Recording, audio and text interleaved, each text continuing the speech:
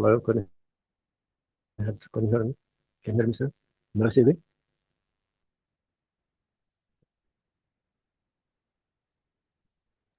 Hello, Well, how you may begin.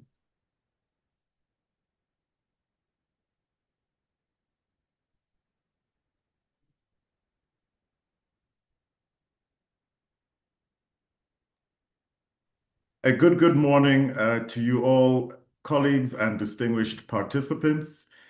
My name is Mahau, Senior Technical Advisor at the African Union Development Agency's Africa Policy Bridge Tank. And it is my distinct pleasure to welcome you today to this installment of our Erudite Series webinar on Unlocking Africa's Manufacturing Potential, co-hosted by the African Union Development Agency and the Institute for Security Studies. Industrialization, ladies and gentlemen, is widely recognized as one of the most powerful drivers of economic transformation. It fuels sustained growth, creates jobs, enhances productivity, and lays the foundation for inclusive and resilient development. For Africa, this pathway is not optional, it is essential. Our continent's manufacturing sector stands at a strategic turning point right now. We have the demographic dividend of a young and rapidly growing population, increasing demand for processed goods, both within Africa and globally, abundant raw materials, the African Continental Free Trade Area Agreement as an enabling framework, and major investments in infrastructure and special economic zones. Now, together, these factors create a unique window of opportunity to reignite Africa's industrial momentum. However, we must also acknowledge the challenges.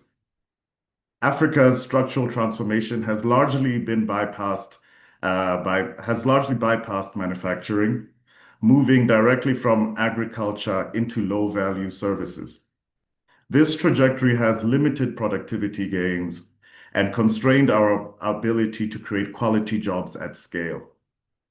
Without deliberate action to industrialize and modernize agriculture and other sectors, we risk entrenching a dual economy, one of rural subsistence farming along urban informal sectors with low productivity. Now, today's session will unpack these dynamics, highlighting Africa's potential and explore practical pathways to unlocking manufacturing as a driver of economic transformation. Ladies and gentlemen, without further ado, to set the stage, let us first hear from a technical presentation from the marvelous Dr. Marvelous Ngudu, research consultant at the African Futures and Innovation Department in the Institute for Security Studies, ISS. Dr. Ngudu, over to you, my friend. Thank you, Mao. I'll share my screen.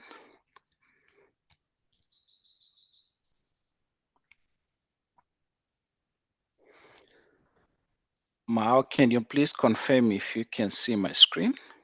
We can all see the screen, indeed.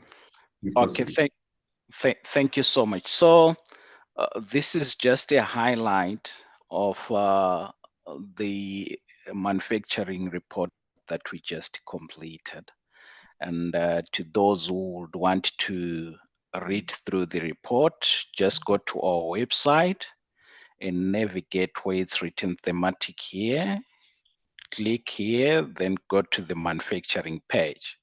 So you have an option to read the report online, or you can download the PDF. So the main question that we seek to answer in this report is what happens when Africa pursues an ambitious manufacturing drive, and will that drive transform its economies? That's the main question that we seek to answer. So in answering this question, we use the International Futures Model that is developed and hosted by the University of Denver. For more information regarding this modeling platform, you go to the technical, navigate to the technical page on our website. On the About this website page, there is a module that is dedicated for international futures. The good thing about it is that it is an open software. So under that page, we also provide the links that can take you directly on how the international futures models is used and all the technicalities involved in it. But for the sake of this presentation, perhaps I should mention that the model uses historical data to identify trends and produce a baseline trajectory, which we refer to as the current path scenario. But this baseline trajectory or the business as usual or current path scenario is not derived from the linear equation. Rather, it reflects dynamic interactions across economic, social, and environmental systems under the prevailing policies. So for the context of our work, our impact assessment is based on how each model sectorial scenario compares favorably with the baseline forecast across all the key development indicators in Africa or within African countries, or be it we are perhaps doing the modeling for the regional economic communities in Africa. And our forecast horizon is currently up to 2043, which is the end of the third 10-year implementation plan of the African Union Agenda 2063. So we mainly concentrate on 8 sectorial scenarios, from demographic and health to governance. And we also consider the synergistic effect of all the interventions contained within these scenarios or within these sectors. And we generate what is called a combined scenario, which is the 9th sectorial scenario. So today we are concentrating on the manufacturing scenario. So what I'm going to do is just to give a brief of why industrialization matters for Africa and what are the potential opportunities and also the challenges, and the state of the economic transformation across Africa and its regions, and also other peer regions that can be compared with Africa. We then look at the current state of the structural transformation in Africa. Thereafter, I'll give just a brief highlight of how we composed our manufacturing scenario. Then I'll go straight to the findings, conclude, and give some policy recommendations. So manufacturing is the backbone of industrialization. And historically, there is no country that have become rich without manufacturing. We go back to the traditional industrializers in Europe and also in North America. We look also at the Asian tigers, and recently we look at China and Vietnam. They've all embarked in manufacturing to absorb the growing working population, to also diversify their export from commodity based, and also to increase their export and reduce the dependency on finished goods, and also to improve their infrastructure development, especially their energy, transport, and ICT infrastructure. We also need that in Africa. We need manufacturing to shift away from high dependency on the raw exports to value-added industry, to reduce also our dependency on the finished good exports, and to spur development in infrastructure, especially energy, transport, and ICT, and create jobs, especially for the growing youth. Um, Sustainable jobs and skills development, especially for the growing working population that we are experiencing.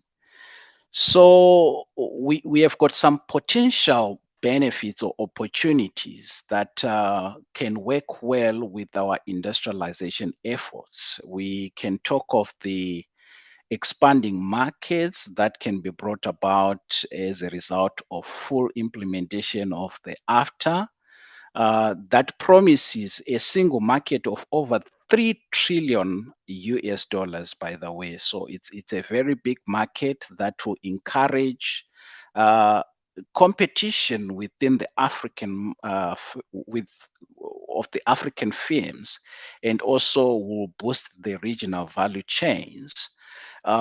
We also have a youthful and a growing workforce, which have got a potential of offering some sort of demographic dividend in the future. And the fact that Africa is rich in critical minerals that are essential for the green energy transition offers an opportunity for green industrialization in the future. And also, the global order now turning into multi-polar also offers some opens more doors or for global partnerships for the African countries and more FDI partners, instead of relying on single or few investors. But we also have challenges, especially under the infrastructure. Our infrastructural gap is just too much. Given the energy bottlenecks that we are facing, I can give for an example in Nigeria, firms are recording a loss as a result of power outages amounting to 27 billion annually. Also in South Africa, the industrialization processes have of late been disrupted due to the load shedding, even though if the situation has improved in this year. So if these two giants, African giants, are facing such enormous shocks as a result of energy deficit, what more some small African economies? So energy is a big challenge. We also have the issues on the transport bottlenecks. So it's quite shocking that it's actually expensive to trade goods internally within the Africa rather than to import. So transport bottlenecks have made it so impossible for the intra-Africa trade to progress. And meanwhile, we are sitting on the intra-Africa trade of about 15% compared to 70% for Europe and 60% for Asia. That tells us a story that we are still lagging behind when it coming to intra-Africa trade. And we are still depending on imported skills and technology because of the greater skills and technology gap within Africa, especially in the low income countries. Our regulatory are also weak, especially in the business environment. Most of the African countries seems to be still experiencing some red tapes, to be experiencing some bureaucratic channels that are needed to establish businesses, and that discourages not only formalization within Africa, but also it discourages foreign direct investors to come and invest in our economies. Limited capital access. Within Africa, our banks are so hesitant to grant long-term manufacturing loans because of the volatility nature of our economic environment. And also looking at the development finance institutions, they are also hesitant to grant us loans to boost our manufacturing infrastructure and the hard infrastructure in general, due to the transparency issues that are associated with quite a number of African countries. Recently, we also have been confronted with climate vulnerabilities. We have experienced quite a number of droughts that have also delayed our progress in the industrialization, especially in agro-processing. Right. This has been covered by how a little bit, but I'll just hammer on it. So I've provided these graphs, these trends, just to show you that since 90s, across different regions, be it in the South Asia, East Asia, South America, Sub-Saharan Africa, North Africa, and Africa as a whole, the relative share of manufacturing value added in GDP has been falling, has been declining. But this is due to a number of different factors across different regions. Some regions have been experiencing structural economic transformation. That's a transition from manufacturing to service. And we see that mostly in East Asia. China has experienced that in the recent years, where it's actually moving from their initiative, which is called Made in China, to Created in China. So what it means is that they are moving from low-end manufacturing to high-end value addition, which is the international property rights. That's high-end services. Um, then some countries have also adopted service-led growth. We can see India in South Asia, but that has not worked for it. Moving straight from agriculture to the service sector. But now India is going back to the manufacturing to boost its growth. Then some countries have also experienced lack of manufacturing productivity gains. It is now that some countries, especially in the global north and also in the East Asia, are actually adopting smart manufacturing to produce more from less. And this has also been as a result of the global value chains, especially backward linkages, where some countries import intermediate to process, then export the output. Then the relative price effect, as manufacturing matures, the price of the manufactured goods decreases relative to the price of the service of other services. But there is a major concern of premature deindustrialization, which Africa has been facing. So Africa has faced a premature deindustrialization that its manufacturing value added share in GDP has declined before reaching the full potential.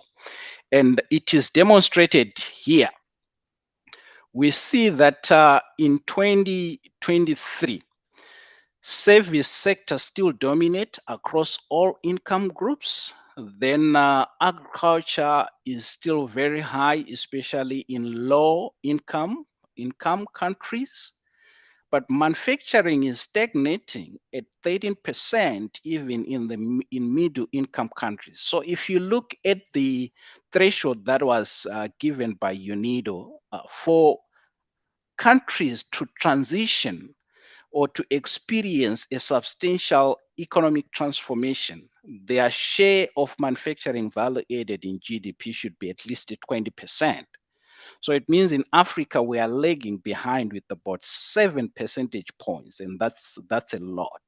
And that shows that Africa is actually experiencing a premature deindustrialization. And as Mahao indicated, that we have faced some sort of a distorted structural economic transformation where we move from subsistence agriculture to low value services. And if that continues, then we risk being entrenched in a dual economy where there is high growth of subsistence agriculture and also a high growth of low service and sector, with a lot of growing population now trapped within the poverty because there will be no job creation. Then now let's look at the conceptualization of our manufacturing scenario. So the conceptualization is based on the well-known growth theories. What do we need for us to increase output in a sector?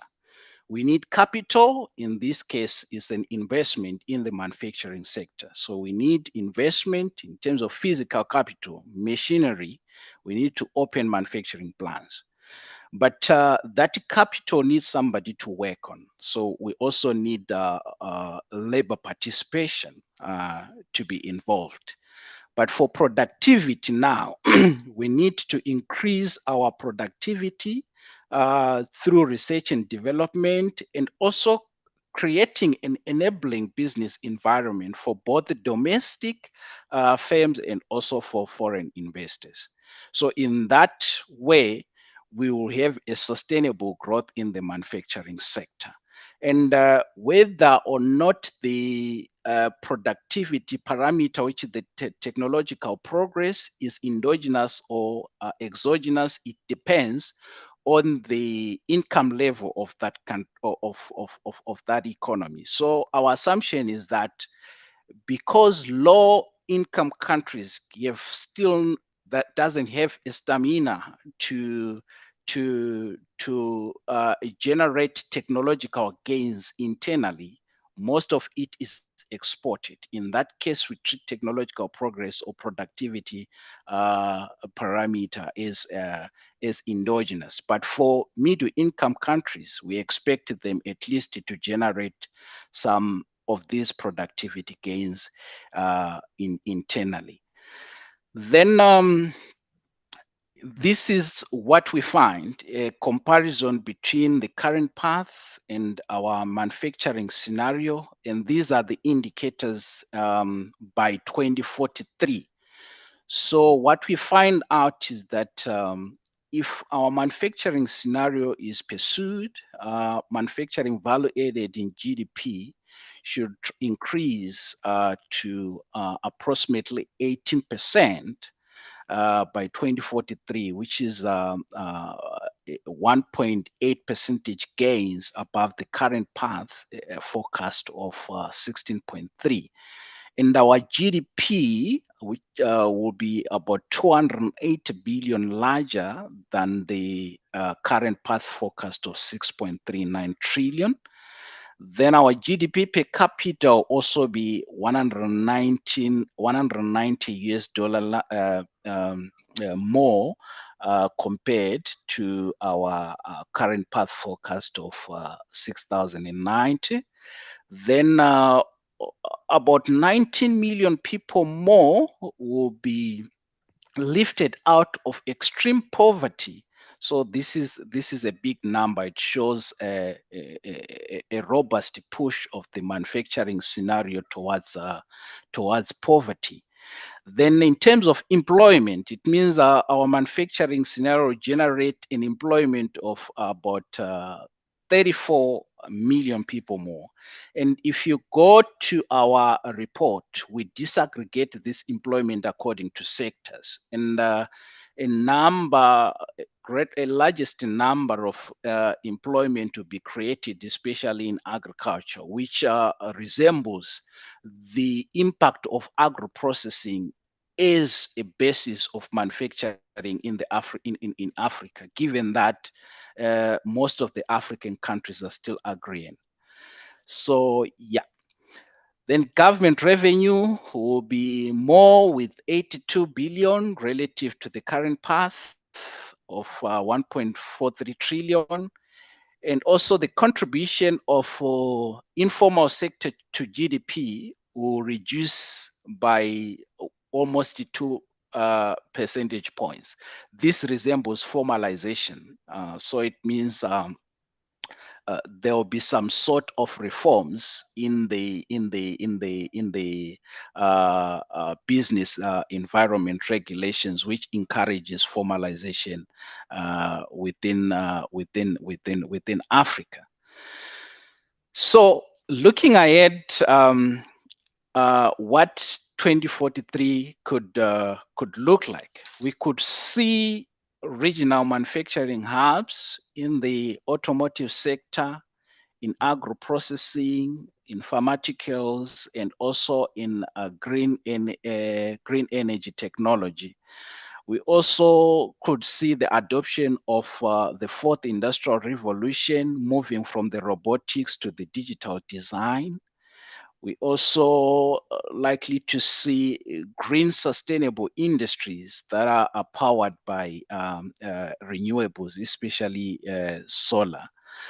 Then we also see the Africa positioned as a global supplier, not just a consumer of the manufactured goods. So we see Africa that have reversed the narrative of producing what it doesn't consume and consuming what it doesn't manufacture. We need to see that that narrative being reversed.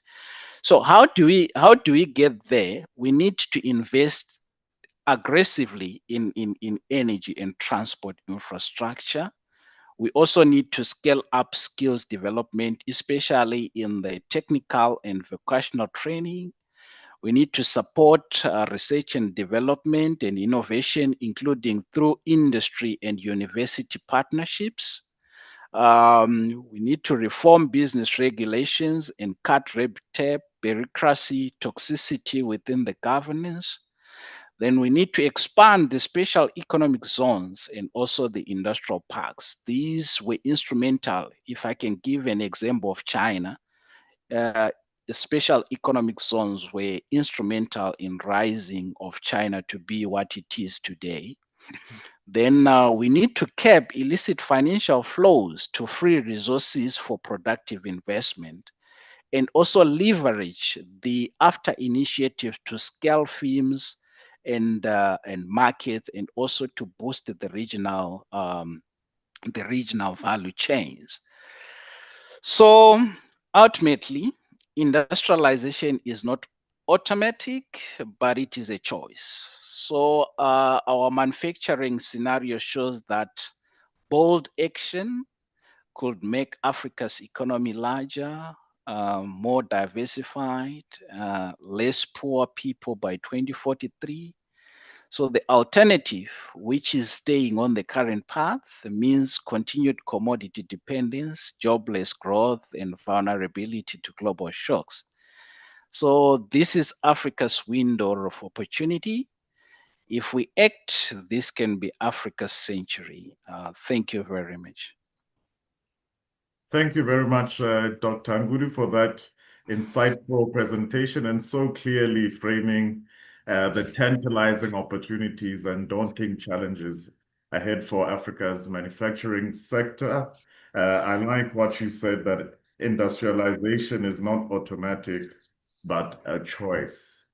Ladies and gentlemen, we will now move into our moderated panel discussion. And to facilitate that, we have brought you today two very distinguished experts who will help us explore these issues further and reflect on the practical solutions, because that is what we're here for. Without further ado, joining us today are Frida Jorsen, Senior Manager for Infrastructure and Innovation at the African Center for Economic Transformation, ACID, and Alejandro Lavopa, Research and Industrial Policy Officer in the Division of Industrial Policy, Research and Statistics at UNIDO. Their full bios are in the chat for your reference.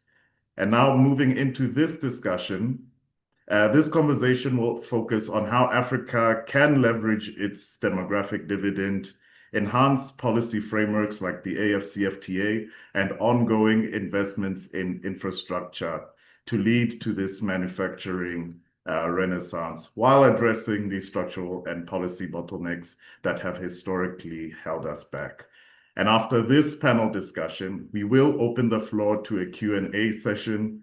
And there, to the participants, the audience members, you are welcome to add your questions directly in the chat throughout the session. And of course, during the Q&A, you may also raise your hand and unmute your microphone, and then you can join the conversation directly.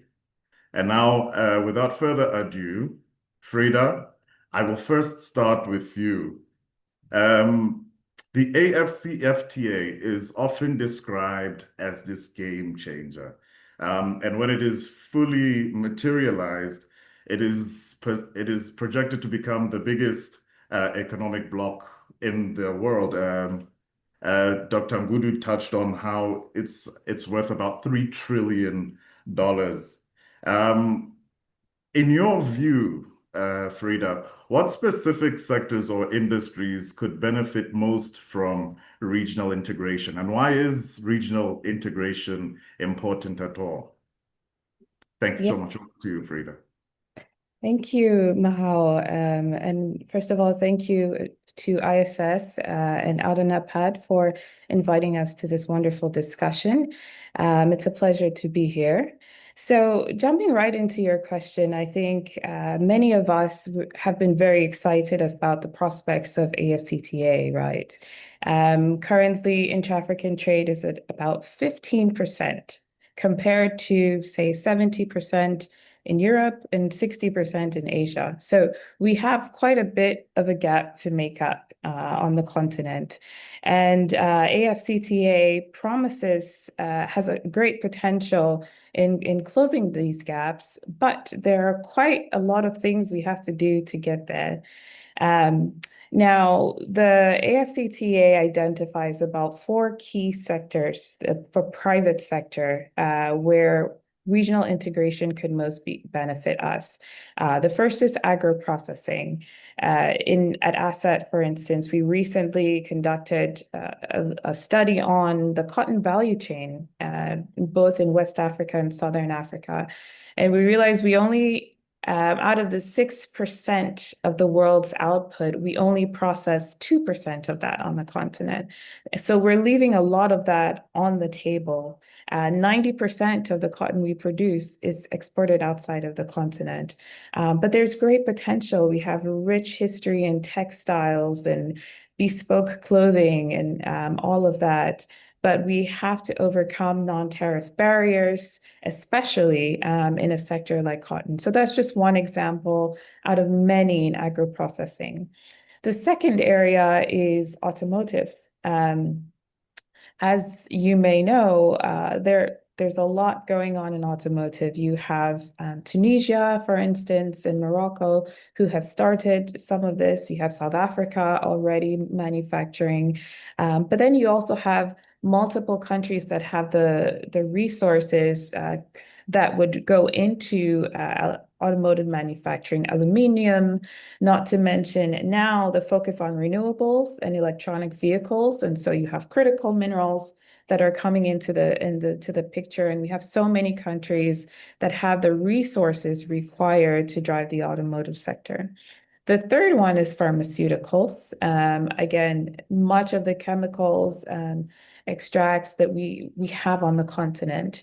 And then the fourth being transportation and logistics.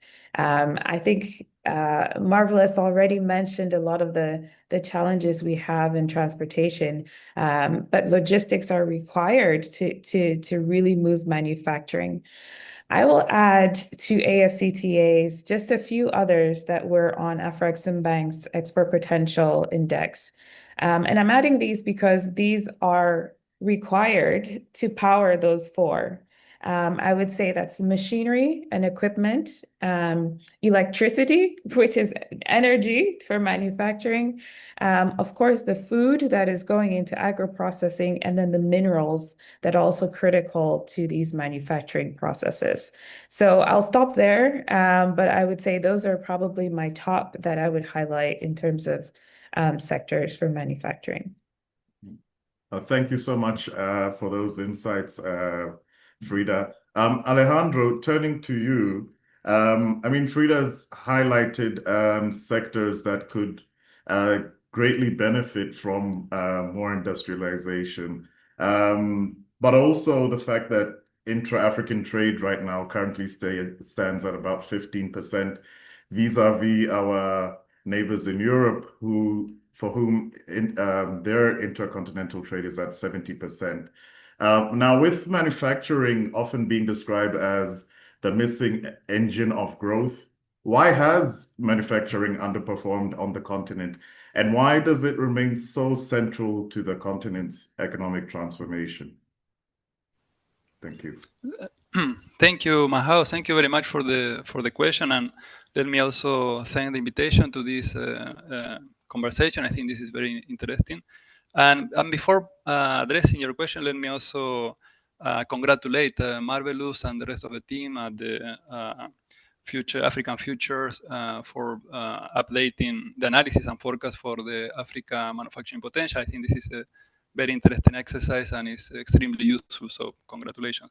But now, going to your question, and again, I think this is a very important question to start this conversation.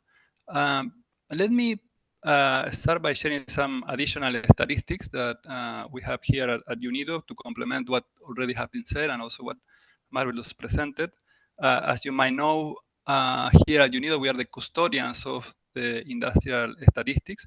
That means that one of our core mandates is to collect, but also process and harmonize data related to the industrial sector around the world.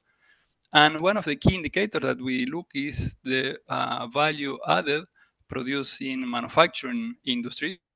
And we look at this in all countries in the world, and then we can calculate what is the global production of manufacturing in terms of the value addition for different countries.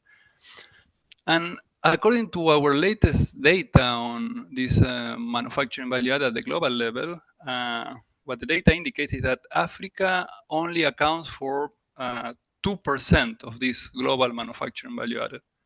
And this is a very important number because if you take into consideration that today, I mean, in the latest statistics 2025, Africa hosts about 20% of the global population, then we are looking at the number in which 20% of the population is only explaining 2% of manufacturing value added. Now, and that means that the average manufacturing value produced by each African citizen is extremely low. Now, and if we have to put a number to that, the number that we have is about $200. No, and just to get a sort of a comparative measure, the same number, so the manufacturing value added per capita on average in advanced countries will stand at about $6,000. No? So we are saying that this manufacturing value added per capita in Africa, on average, of course, is about 3% of that of the advanced country. No? So you can see how is the huge gap that there is between Africa in terms of manufacturing and advanced countries, but also if you look at other developing regions, for instance, the same value for developing Asia, and we know, okay, developing Asia, there is China there is Vietnam, there are very important industrial hubs, but that in the case of comparing Africa to developing Asia, the African number will be only 10% of the manufacturing value added per capita of developing Asia. And for instance, comparing against Latin America, it's only 15% of Latin America. No? So you can see there is a very important gap there, and that's precisely what you were mentioning before. Okay, this indicates that the sort of the manufacturing engine is missing in Africa. And then the question is why this is a problem, and I think this was already tackled by Marvelous, and I fully agree with his point. Basically, if we would have to say this in very short, one could argue that no rich country, none of the rich countries of today managed to reach to that income level without passing through industrialization. No? So that is, I think, a very, very clear conclusion than one can take by looking at the development dynamics of the last 50 years or so. And just to give a bit more of meat to this very important statement, let me bring into the discussion some recent empirical findings that we are getting from UNIDO, from the research we are doing. These are mainly contained in our series of the Industrial Development Report. And when looking at this issue of, okay, the importance of manufacturing and then characterizing the manufacturing sector as the main engine, not only of economic growth, but also I would say of economic development, we can highlight some important facts. No? And for instance, in relation to what Marvelous was already mentioning, okay, we always tend to say that manufacturing is the main engine of innovation, the main hub of innovation. No? And this, if we have to put some numbers to that, our data shows that at the global level, 53% of R&D, so the investment that is done on research and development, that then will produce innovation, 53% of that is coming from manufacturing industries. Now, and manufacturing at the global level only explains 17% of GDP. So you can see it's a sector that has much more R&D investment than every other sector of the economy. So it's the hub of innovation. No? And that is what is driving economic growth. On the specific case of economic growth, our recent analysis we have been conducting, looking at growth episodes. So this is something that now is quite standard in the debates to analyze economic growth. One could look at episodes in which a country managed to sustain economic growth, high rates of economic growth for at least 8 years or so in a long period. And we had identified all the growth episodes of the last 50 years, so half a century. And then what we have found is that from all these episodes, in 66% of the cases, this is being led by manufacturing industry. So every 3 episodes, 2 are led by manufacturing. So you can see how important is manufacturing, and there you have very concrete data. And just one more, because this is, I think, extremely important, is that today there is always this debate about, okay, is manufacturing losing importance as a puller for economic development? And one argument that is being posed more often is that manufacturing is not any longer capable of producing enough productive jobs for the whole of the population, automation, there is less work in the factory. But our analysis show that that might be true. Manufacturing is producing less jobs at the factory floor, but manufacturing as a sector, and taking into account all the linkages with other sectors of the economy and the pooling potential of the sector at the global level, what we find is that manufacturing is by far the sector with the higher employment multipliers, meaning for each worker that you have in manufacturing, is the sector that will create more jobs opportunities in other sectors of the economy.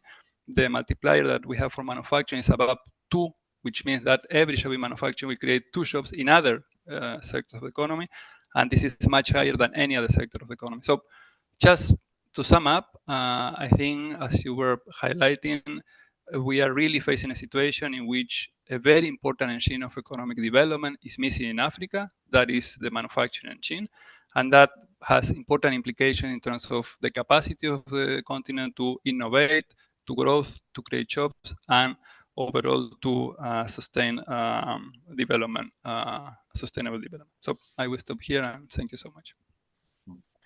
Thank you so much, Alejandro, even though I don't know whether to thank you because you presented some very worrying statistics there. For instance, you said, 2% of global value-added manufacturing, Africa accounts for only 2% of that. So I'm going to stick with you in that vein, because there is this growing debate about premature industrialization in Africa. Marvelous touched on that. Could you just unpack for our audience exactly what premature industrialization means and whether you agree with this view, and what does it mean for our development trajectory on the continent, Alejandro? Yeah, thank you, Maho. This is very, very key question, and let me. I saw the concept introduced by Marvelous, and I think this is a very important concept. And we know by looking at development trajectories that there is a sort of a a common pattern in which the relative size of the manufacturing sector, as countries get richer, will increase. But then there will be a point in which the relative size of manufacturing will start decreasing because other activities, especially modern services, will start gaining ground. Do you hear me well? Yes, we can. Please Okay, proceed. perfect. Yeah, sorry. And then that is a common pattern of how structural change operate.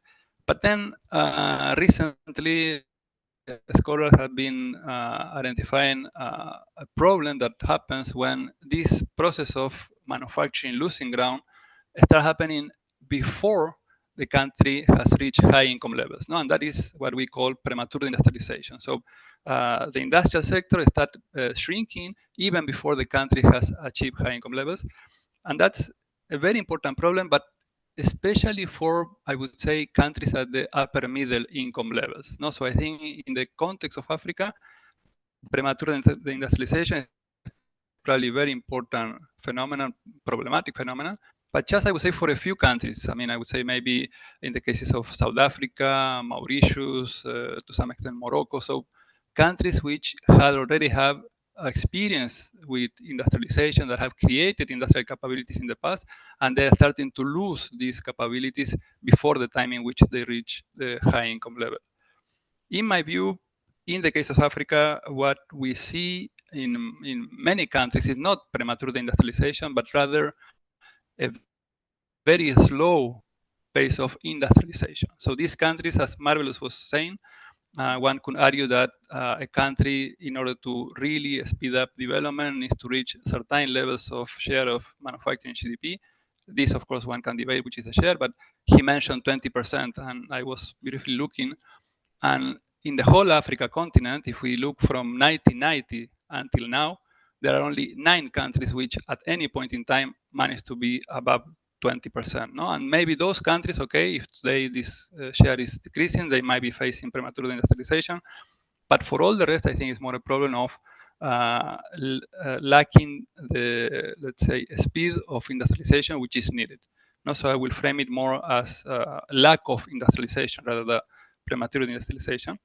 But just to, I mean, conclude on this point that you were mentioning, regardless of whether it is premature industrialization or lack of industrialization, the problem remains the same. That is that countries which do not go through this process of industrialization, or they move out from industrialization before time, they will most likely stuck in what we call development traps, either at low income levels, a poverty trap, or at middle income level, middle income trap.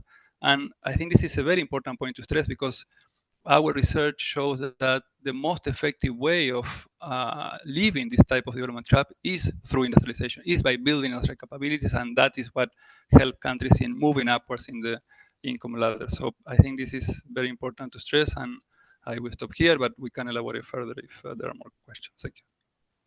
Well, thank you so much for that, Alejandro. Frida, Alejandro just touched on African states being stuck in low income or middle income development traps. And I'm going to pose you a forward-looking question with regard to that. How can Africa avoid being locked into low-end assembly jobs, and instead move up the value chain to capture more value and create high-quality jobs in its manufacturing trajectory?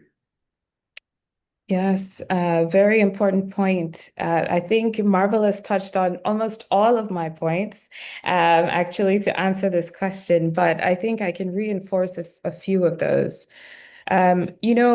For low cost, for the type of challenges that we face, on the upside, we have great potential because we have the youth, right? We have the talent, we have the labor to be able to move past this.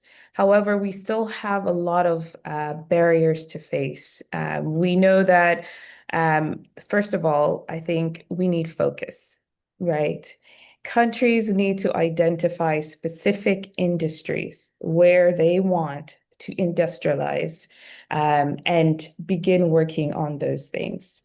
That could be within the regional value chain context, like cotton, where I mentioned. We know we have a couple countries from Benin to Cote d'Ivoire who have cotton processing potential and move those up. Or a country may say, hey, like Ghana, gold is my strength, right? Let me move from just galamsey in Ghana, which we call, local artisanal mining, to actually processing and refining gold, right? And we've seen this happen, in countries who have industrialized. Take Singapore as an example. Created decade by decade approaches to this kind of transformation where they said, in this next 10 years, we're going to focus on electronics. This next 10 years after that, we're going to focus on pharmaceuticals. So I think it begins with focus, right? Either at the regional level, at the national level, on specific industries where countries believe they have advantages, comparative advantages. The second thing that we can't ignore is what was mentioned before is energy, right? Processing, manufacturing relies on energy. And if we can get the energy and infrastructure machinery part right, you can never advance past low-end assembly. And so we really, as a continent, need to focus on improving the access to energy. Thirdly, investing in local skills and R&D. I'll give you an example. Many of us I've done innovation competitions for a long time. We have brilliant students, brilliant ideas, so many of them sitting on university shelves. How do we go from these wonderful concepts to commercialization? We can't do it without investing in R&D for our SMEs, and also bringing private sector and academia together. We've been talking about this for a long time, but in some of the research we're doing in innovation, we're finding that even private sector sometimes doesn't have confidence in academia, because academia is producing things for research, just for research sake, while industry has different problems that they need to solve. So some of those mismatches need to happen, and funding for innovation also needs to be there to basically support commercialization and improvement in R&D. But then the other thing I would also highlight as someone who's also been in an SME trying to manufacture, is that we need to help our SMEs move up the value chain. We have a lot of artisanal talent in small clusters across our continent. I'll give an example. In Ghana, we have an area called Abublushi. And even though it's known for e-waste, it's also known for a lot of innovation. A car can come to Abublushi and be disassembled and reused for parts in the same day, right? But many of these small scale industries cannot scale, one, because they don't have maybe the location, the tooling, the access to finance. They don't have the documentation that would help them acquire that financing. And they're struggling with energy, right? Imagine a situation in which in Ghana, our energy tariffs has risen. That affects not only your production capabilities, but it also affects efficiency in your production. It also affects the cost of materials. It affects fuel prices. So basically everything tied to some of these energy issues affects your production capability. One of the ways in which we can move past that is to continue to expand our industrial parks and industrial clusters. Currently, our industrial parks, many of them still cater to FDI, right? You still have foreign companies coming in and setting up production that are directly being exported without backwards linkages to SMEs in the local economy. So we have to find a way to either link SMEs to some of these large multinationals or create larger industries where we can link SMEs. And SMEs are 80% for many of us of our private sector. So we really don't have a big chunk of large manufacturing.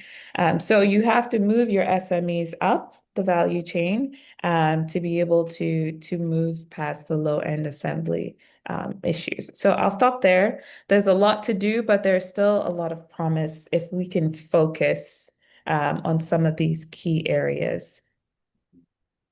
Thank you so much for that, Frida. Now, I am mindful that we have about 5 minutes left, unfortunately, of this webinar. And so I will only take 2 questions from the chat function. I'll unfortunately not be opening up questions from the audience to intervene directly, but I will be reading 2 questions from the chat function posed by them. And if you could please answer only in 1 minute. The first one I will pass to you, Frida. We have a question from Dr. Cambo Marcial. And he is asking, now, has the AFCFTA IWG been a failure or a process of trade since 2023 when it was launched? Has it allowed project countries to experiment with freeing up intra-African trade? I'm sorry, I'm not familiar with IWG. Can you Okay. expand on that? Yeah. Maybe then let's just focus on what your view is on the success in the implementation of the AFCFTA so far. I think that we have made some progress, right? But there's still a lot of work to be done, especially around the rules of origin, around, a lot of these non-tariff barriers. There are also key protocols, right? The free movement protocols that unfortunately are supposed to enable AFCTA, for example, that really have only been implemented by a few countries. So while the AFCTA is aspiring here, there's still a lot of work that needs to be done at the country level to implement these things in preparation for AFCTA. Thank you for keeping that sweet and succinct. Alejandro, our final question. This one is from Alberto Virela, and he asks, is there no good example or model among African countries that really are doing something good on industrialization? So do we have successful case studies on the continent to look to? Yeah, so thank you. This is a crucial question, and this is something that we are also from UNIDO always trying to bring together different experts, make consultations, and try to showcase concrete examples of maybe, of course, it's difficult to find one country in which everything is being successful. But the point is that maybe in some of the countries, one can observe a small let's say, niche of manufacturing, some industrial ecosystems being actually developing and strengthening, and that could be good examples and good cases to draw lessons from. No, and this I think is something I will let me use the opportunity to make a bit of promotion of what we are going to launch by the end of the year in the next industrial development report from UNIDO, the IDR 2026. We are looking at the future of industrialization. And in the context of that report, we are actually conducting some analysis of specific case studies of industries, clusters, specific sectors, which one could regard as successful in preparing for the future of industrialization. We are looking into these megatrends which are reshaping the industrial landscape, energy transition, the fourth industrial revolution, changes in the configuration of global value chains, and so on and so forth. And we are trying to dig deeper in specific cases. And some of the cases that we have been analyzing and might have potential for learning, I could mention now, but this you will see the details when the report is launched. But we have been looking into cases of e-mobility in East Africa, and I think in particular the case of the production of three-wheelers in Kenya. That has some interesting insights. We have been looking into activities connected to agro processing, but in the context of this transformation of food systems production and how digital technologies are being applied to increase the productivity of agricultural production, but also the agro-processing. And we are looking at cases there in South Africa. And also, I think it was mentioned also by Frida, the case of pharmaceutical, and we are looking specifically into some interesting development in pharmaceutical in Nigeria, for instance. But I mean, I think it's possible to find many cases, and then it's very interesting to try to draw lessons from those cases that could be replicable to other countries. So just to say that I think there are very interesting developments in Africa, and then the question is how we can upscale those so that the continent can industrialize at a faster rate. Thank you. No, thank you so much for that, Alejandro. And thank you so much to our audience who have joined us today. We really always appreciate your insights. You will have seen on your screen there a poll that I hope you will take the time to fill out.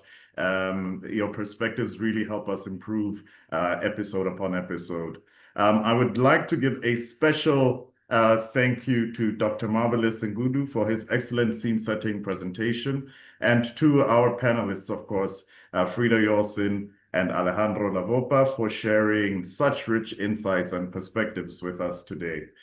Now, what we have heard here today, ladies and gentlemen, reinforces a critical truth, that industrialization remains the cornerstone of Africa's economic future. Under a business-as-usual trajectory, Africa's manufacturing share of GDP will only grow modestly, from 13% today to 16% by 2043. But a more ambitious manufacturing scenario paints a far more inspiring picture. An additional $168 billion output, nearly 35 million new jobs, stronger government revenues, higher incomes, and 19 million more Africans lifted out of poverty by 2043. So this is not just about manufacturing more goods. It is about building a more competitive, diversified, and inclusive African economy capable of meeting the aspirations of our young population. Our task now is to turn this vision into action. Designing coherent policies, investing in skills and technology, fostering a supportive business climate, and leveraging instruments like the AFCFTA to build regional value chains. And with that, on behalf of the African Union Development Agency's Africa Policy Bridge Tank and our friends at the Institute for Security Studies, I sincerely thank our presenters and panelists and everyone who joined us today. We look forward to continuing this dialogue and working together to realizing Africa's manufacturing renaissance. Ladies and gentlemen, I thank you. Have a productive rest of your day, and we look forward to seeing you at the next installment of our Eurodite series. Thank you so much, and all the best. Thank you.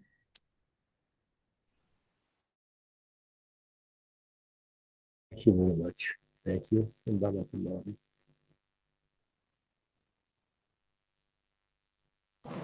Ciao, ciao. Bye. Thank you so much. Okay.